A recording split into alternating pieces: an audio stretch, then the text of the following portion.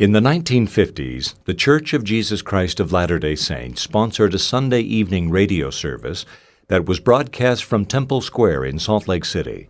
A captivating 30-part lecture series by Dr. Hugh W. Nibley under the general theme, Time Vindicates the Prophets, was featured from March 7th through October 17th, 1954. Richard L. Evans of the Quorum of the 12 introduced Hugh Nibley in the first broadcast by saying, Dr. Hugh Nibley is Professor of Religion and History at Brigham Young University.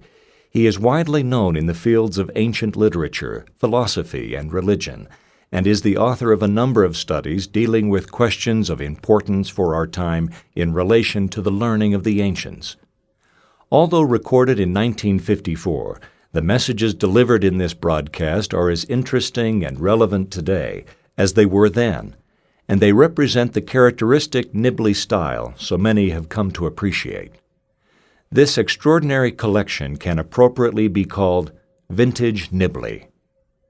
Materials given in these broadcasts were eventually the basis for Hugh Nibley's book, The World and the Prophets, published by Deseret Book and the Foundation for Ancient Research and Mormon Studies in 1987.